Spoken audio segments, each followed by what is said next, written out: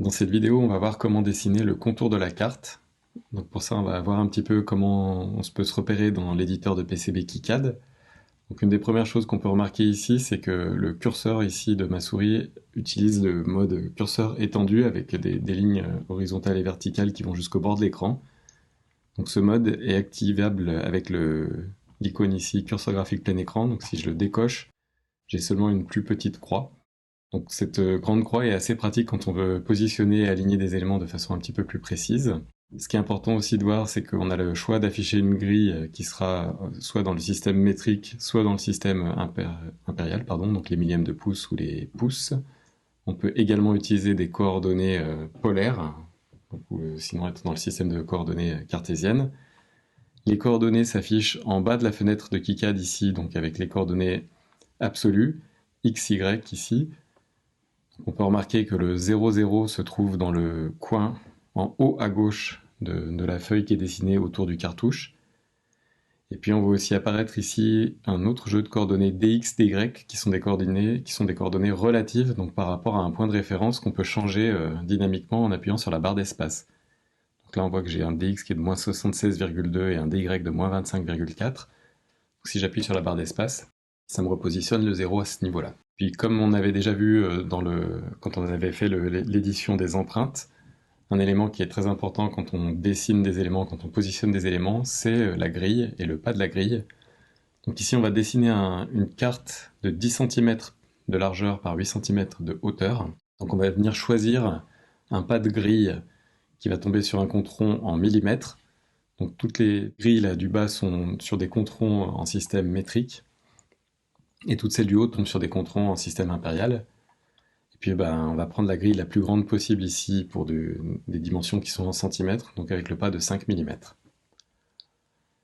Alors pour dessiner le bord de carte, je vais choisir ici, parmi l'ensemble des couches disponibles, la couche qui correspond au bord de carte, qui est la couche Edge Cuts, et puis l'outil ici tracer un rectangle. Donc je vais cliquer dans un coin, et puis on voit ici en fait dynamiquement que les coordonnées x et y apparaissent. Donc je veux 10 cm en x et 8 cm en y. Donc je fais un deuxième clic pour terminer, clic gauche à chaque fois, hein, pour terminer le dessin du rectangle. Et puis on va rajouter tout de suite les cotes dessus. Donc je vais repasser ici sur l'outil ajout d'une cote linéaire lignée. Et puis cette cote, on va la faire figurer sur une couche qui ne sera pas une couche qui sera fabriquée. Donc il y a une couche qui est pratique pour ça, qui est déjà prédéfinie, qui s'appelle User Comments, donc qui correspond à des commentaires d'utilisateurs. Et donc je vais venir cliquer sur le coin en bas à gauche, puis ensuite sur le coin en bas à droite. Et puis dans un troisième temps, là je m'éloigne un petit peu, et quand je veux poser la cote, je refais à nouveau un clic gauche. Et puis je vais faire pareil pour la cote verticale. J'éloigne un petit peu et je le pose. Donc, je peux recliquer sur l'outil ici où j'aurais pu utiliser la touche échappe. Et donc si on zoome, on voit bien apparaître ici les 80 mm pour la dimension verticale et puis les 100 mm pour la dimension horizontale. Et on va rajouter maintenant dans chacun des quatre coins les trous de fixation. Alors je vais faire ici un zoom sur la sélection. Donc on va utiliser la quatrième icône ici qui permet de dessiner un rectangle de sélection pour focaliser l'affichage sur la carte. Et puis on va venir rajouter des trous de fixation sur chacun des quatre coins de la carte. Donc pour ça, on va ici ajouter une empreinte. Donc il va nous ouvrir le champ de recherche. Donc ce qu'on cherche à rajouter, c'est ce qu'on appelle des mounting holes, donc des trous de fixation. Et puis on va partir sur un diamètre M3 qui est un classique. Alors on voit qu'il nous propose plusieurs variantes avec des normes différentes qui peuvent apparaître soit sous forme de trous, soit sous forme de pastilles éventuellement. Donc on va rester ici sur les trous et puis on va les fixer 5 mm en dedans, donc en X et en Y. Donc comme je suis sur une grille de 5 mm, je peux vraiment la poser sans difficulté. J'aurais pu éventuellement...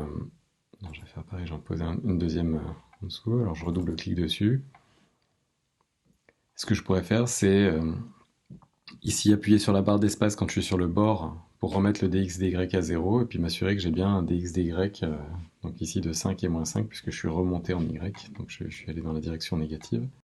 Pour placer les deux suivants, ce que je vais faire, c'est que je vais me placer dessus, puis je vais faire un copier-coller. Je vais mettre le dernier, et puis puis je refais un CTRL-V pour placer le quatrième point de fixation. Et puis vous voyez l'intérêt d'utiliser le curseur avec les bords allongés, ça permet vraiment de visualiser de façon très très nette que les différents trous de fixation sont bien alignés. Donc ces trous de fixation, ils pourraient nous servir à monter des entretoises. Donc il faudrait pour ça percer avec un diamètre de 3 mm et puis ensuite rajouter une vis et une entretoise. Ou sinon, ce qu'on fera nous plutôt dans le cadre de cette SAE, c'est qu'on se servira de cette zone-là dans laquelle il ne pourra pas y avoir de composants du fait de la présence des trous de fixation et on pourra venir coller des petits patins en caoutchouc antidérapant.